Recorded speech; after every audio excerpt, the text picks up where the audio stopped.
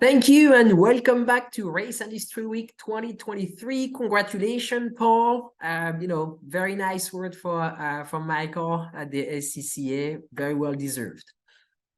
You are on mute, Mr. Fanner. So. No longer on mute. Yeah, I just had received a congratulations call. Sorry about that. That was kept a secret up until that point on our end. So, yeah, and I do want to say that award should be to the entire team I work with at my company. They did all the work. They actually made up for my continuing inability to manage a magazine. They're all really good at it. So, Well, we got John Claggett with us. We're going to be transitioning to our next session. We're going to be talking Trans Am and why John is coming on. There we go. So, Paul, we'll let you take over. Great. Thank you, Francis, and thank you, Judy. Well, John. Congrats on the Wolf Bernardo. Well deserved. Oh, thank you, John. As someone who was part of the SCCA journey with me for so long, it means a lot. I think you're one of the great people I've met at the SCCA and developed a lifelong friendship with and deep respect for. Yeah, you beat me by a few years, but '84 was my launch point for the club.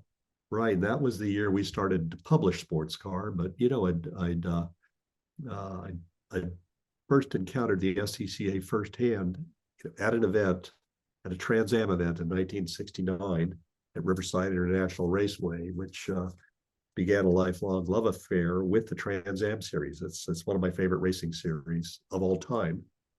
And, I want to say that your singular passion for the Trans Am saved it from oblivion. And it's one of the rare times I've seen that during my 50 years working professionally in the sport. I don't think I've seen anybody successfully resuscitate a racing series. Well, I appreciate you saying that.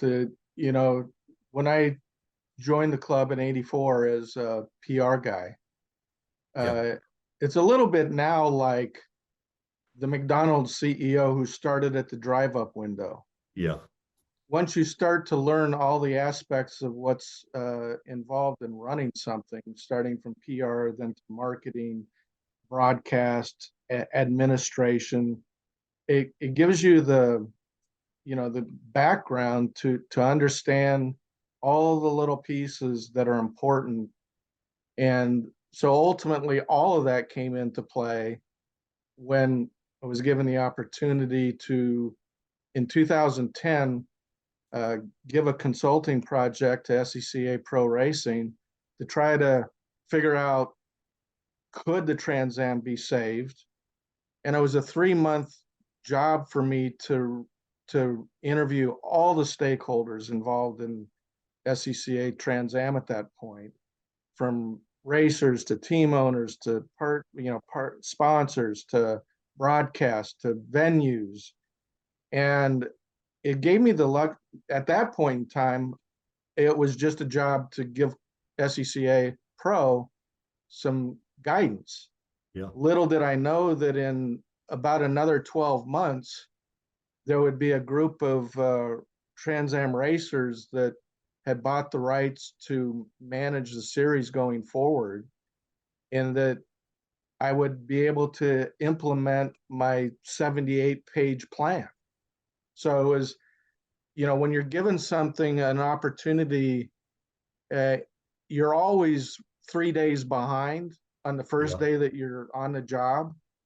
And had I not had that opportunity to do the 3 months of groundwork to understand the formidable challenges in front of me, there were 4 pages of things that I had found that needed to be fixed for the series to become relevant again. 4 single-spaced pages. And I was like, I wouldn't have been given that opportunity to figure that out once I had the job. You would have been doing it completely fly by the pants because you didn't have 3 months. Within 3 months of forming the company, we were racing. So, it was kind of a interesting opportunity back in 2010 that led to the launch of 2012 and 10 years later, here we are. Yeah, and here you really are. I watched almost every race this year, and it is just so raw, authentic, and dynamic. If you wonder what racing was in the heyday, when there was a purity to it, there was an intensity to it. Look no further than the Trans Am. It is the embodiment of the original spirit of racing, and I can't take my eyes off of it once one of these races starts. And I think people may not understand the class structure of Trans Am, but you have the crown jewel, which I think is one of the most awesome racing platforms on the planet. It's like a low flying fighter jet, which is a Trans Am, top level Trans Am car. Tell us a little bit about that race car. Well, Tommy Kendall grabbed me one time, and he's been a great champion of Trans Am in back in the day. And he said, Trans Am needs to be different. They can't follow all this international balance of power and downsizing of engines and this and that. Trans Am needs to be bold. It needs to be different. It needs to be the Godzilla of racing. And, basically that's the Trans Am class, 850 to 870 horsepower beasts that, you get great racers in them, like Chris Dyson, our champion, 3-time champion, and Tommy Dreese and Justin Marks and Boris said, the class comes to life, and it is truly no driver aids, no traction control, nothing to save you but your own foot on the pedal and your hand on the gearbox. And so that's the Trans Am class. And it's a little light in entries right now, but what's great about it is there's immense interest at the chassis building level. And you got to have chassis builders interested in building it. And once they're building it, there'll be people that say, I want that one. And by the time you have 6 or 7 chassis builders with 2 or 3 customers each, you have 20 cars on the grid again. And I think we're on the cusp of that. I do believe that to be true, and just based upon what I've seen in the way the racing and the quality of the driving, and just the visceral experience of watching these cars on circuit. This is not to disparage any other form of racing, but the cars are so under control and competent that you barely see any side slip many times. You see the cars track around a corner. Trans Am cars are moving around. They're coming off of corners like rocket sleds. They have so much power, and they're unrestricted. And when they're moving through the slower classes in a combined race, it's like, I think I told you, it's like watching a starfighter through an asteroid field. But when I, I also want to congratulate my partner in racer, Chris Dyson, on his 3rd championship. We have a home team. I get to root for somebody in this series, but I also got to see across the spectrum of what you're doing, young driving talent, amazing young driving talent, the future of the sport, coming through the Trans Am during these past few seasons, particularly this season. Yeah, it's kind of welcome to the Big Machine Vodka Spiked Cooler TA2 series when you talk about the youth movement. And it's very similar to what existed in the 1980s when the Scott Pruitt, Scott Sharps, Ron Fellows, and all those guys were in Trans Am to be seen, whether they were planning to go open wheel racing or whether they were going to go to NASCAR. Trans Am was that launch point. And TA2 with the sponsorship from Big Machine is now a formidable development series that is launching careers. When you think about Brent Cruz, as a 15-year-old, he probably doesn't even have a driver's permit yet, beating 80 drivers in the championship to win his championship to become the youngest champion in series history that goes back to 1966. It's crazy. that he's that talented. I mean, he came to us as a 14-year-old, honestly, 13 years and 11 months. And as a rookie, 14-year-old was rookie of the year, 15-year-old champion. And he's not alone. I mean, there's 26 drivers that were in TA2 in the young gun competition, which means they were 25 years or younger.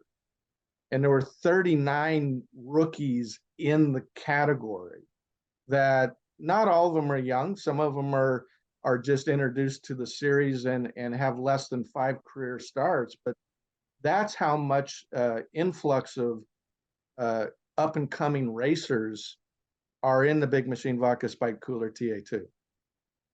Yes, and it you talk about your TA2 champion, but we had another Connor Zilic was a revelation at the end of the season this year when he stepped very competitive and race winner in TA2, but we watched him in an X5 Cup in prior season, and then he stepped up to Trans Am as a 17-year-old and became the first driver ever to do a double win in the 2 categories. And he's a Chevrolet development driver signed to a contract to go on.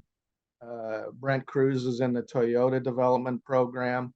There's another wave of them coming, which is exciting to see that the Trans Am series has returned to its place as the development series that is giving people, what's great about it is NASCAR owners, drivers, and team crew are recognizing the value of spending time in our series to hone their skill set.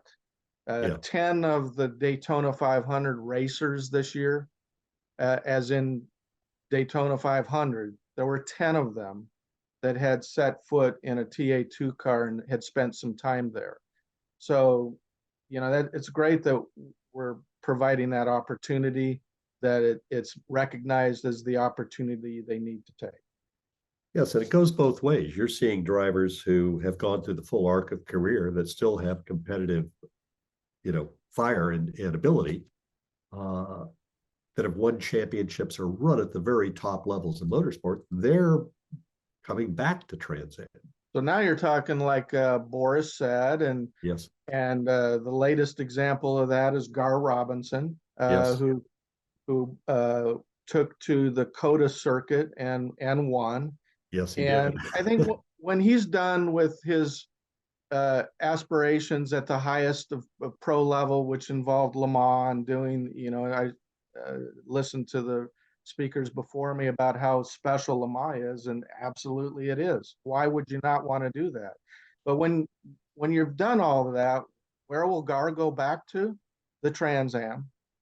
And part of that is the community that we have. I mean, it's kind of the same as the SCCA situation, where once you get to the Trans Am paddock, it's a family of racers that support each other, that it's fun. It's not frown, pressure, so horrible that you're just not enjoying yourself. That's the opposite of what we are.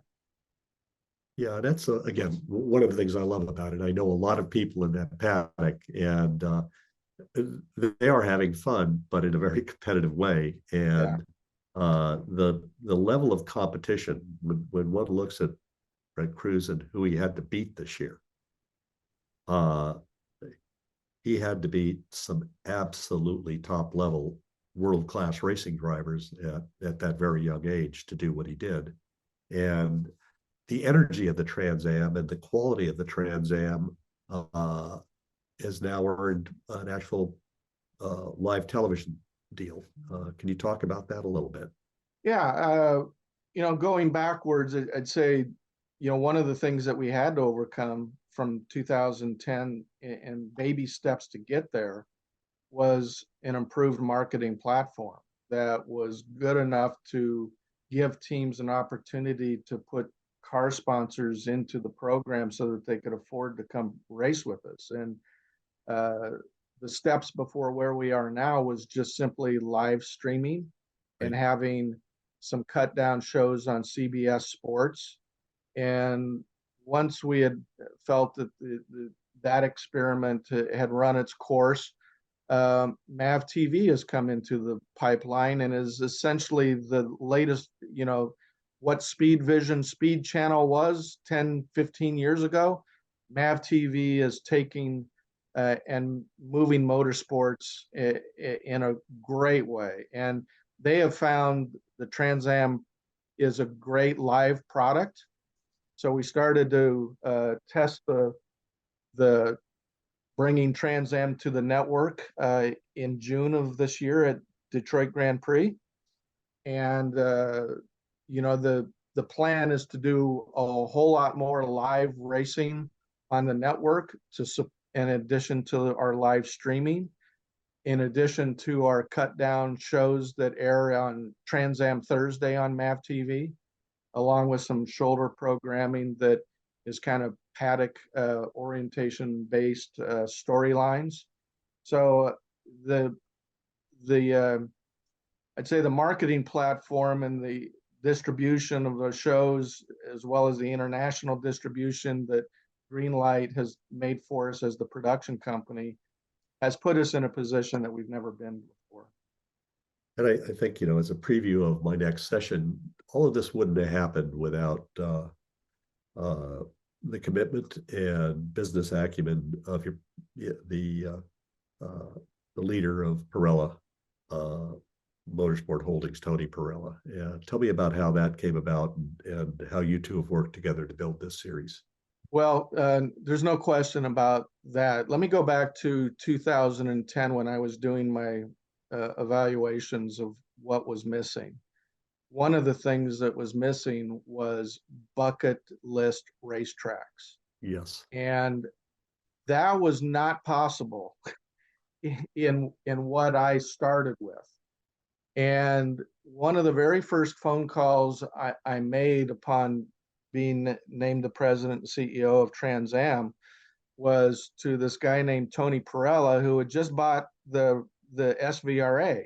Yep. And I threw out hey, Tony, you run vintage Trans Am historic cars. I got the modern version of those. Do you see anything that we could do together? And the answer was, yeah, let's try it out. And he had the bucket list racetracks. And so I give that the full credit for what our drivers want is to be able to race at places that are meaningful to motorsports overall, or were a historical racetrack in the scope of Trans Am racing. And the track rental fees that are involved in that, Trans Am was not in a position to do that without being with a partner like Tony. So, our true growth cycle happened when Tony became a partner to the other owners, and then ultimately, bought them out and is now sole owner. And I've watched that, as it's progressed, and as that's progressed, so has the overall package that goes to a racetrack now, where Trans Am is a centerpiece of this package. But there's entry volume, there's a backgate model there that works very well, but there's also a spectator and audience facing model that provides a real event that's a headliner event now. And the Memorial Day Classic at Lime Rock Park, who we're proud to have as a agency client, it's great to see one of the great venues for Trans Am restored with a headliner event like that. And do you see any other changes coming in the schedule in the years ahead? Where would you want to be, and where do you want to go with this series? Do you want to go international? Do you want to? How far can this go? Because it's a great. Well, something like the Spike Coolers TA2 could definitely go international. There are TA2 cars in various pockets of the world. And the challenge there is that they're in various development technical specs packages that don't marry what we do exactly. So we'd like to get everybody to be more in line with what we're doing. And then you could do something using the phrase World Cup. I apologize for that, it's trademarked, but you could take all of these cars around the world and have a true international TA2 race fest, if you will. And yeah, that's possible. The thing that you had said about events, they're coming through the SCCA system. Many times it was, let's get onto an IndyCar or kart race weekend.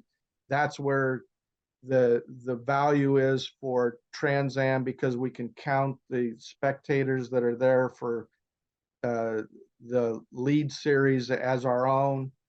And you get a little sloppy and a little lazy when that's your model. Yep. And then when it's taken away from you and you're looking at a empty race venue, then you go, wow, this is not good. But where Tony's made the difference is he's genuinely a Barnum and Bailey's promoter that loves to promote events. And he has brought so many different aspects of an event to be something that is really, to a fan engagement, is incredible. You have the Optima Batteries Ultimate Streetcar Challenge. You have car corrals. You have a marketing zone where you can look at kiosks from many different companies, and you can see historic cars. You can see modern day open wheel cars. You can see Trans Am. It is such a incredibly varied weekend that there's something there for everybody. And just more of that is great. And as we continue to build those into being even more special, great. And there'll be certain cherry-picked events like that will be presented to us, and we'll do them when we can fit them into our schedule. So I see it pretty much where we are now, just taking advantage of special opportunities when they are, but doing the SVRA Trans Am lead shows as the baseline. Yeah, they work. And I think with your embrace of a television package now, it's some real progress here. And I have one last set of questions. I mean, you've done what you've done by not necessarily having a lot of direct manufacturer support, as once elevated the Trans Am and in most cases destroyed the Trans Am when the manufacturers withdrew and went on to do other things.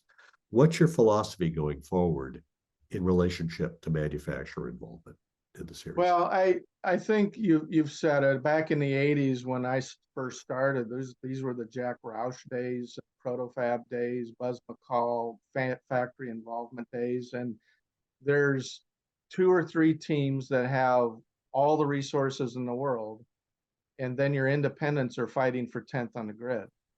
And then it eventually ends. And then, you're in a 5 or 6 year rebuild. So our philosophy, we're not anti-manufacturer, but what we'd love is for the manufacturers to support drivers with driver contracts and a marketing platform, whether it's in the series or whether it's at the events. That's where we see the value of what a manufacturer partnership is all about, instead of true factory works teams. Yeah, and that's worked so far here. And, just witness TA2, and it's just awesome growth and energy. And as we wrap up here, one final thought. You've seen so much during your nearly 40 years of direct involvement with the Trans Am. What are you most proud of as you look back on what you and your colleagues have accomplished? What's the thing that stands out? Ultimately having some success in rebuilding it, because this was blood, sweat, and tears. As I said, there were 4 pages of things that had to be fixed, and we're not through the list yet, but it's a lot shorter now than it was. Yes, it is. And we probably started with 15 cars on the grid in 2012 in our first race. And now we have race weekends that through our various 5 classes or our Western Championship, which also has experienced tremendous growth, 40% gain in 2 years' time. Yeah. It's just that people found it, bought into it, and the philosophy was always those first 15 people that we have on the grid, if we do a good enough job with our customer relations, they're going to tell somebody that they had a good time, and you'll grow incrementally, little by little. And that's exactly what has happened. And ultimately, that's who we are. We are a competitor-based, customer-friendly series, and we will never lose that. And it will continue to grow just on those philosophies alone. And I love your consistency in trying to do those things since I've known you. You've cared about this series so deeply, and it's, your friendship over all these years is one of the treasures of my life here. And thank you for saving this series I love so much. And to Paul, everyone who races in you the were a Trans Am. component of that success too, because Racer Magazine and our relationship with you has put us on the map where people can see us every day by just going to racer.com and seeing what's going on in Trans Am, and it's been a part of why it's been found by the world at large.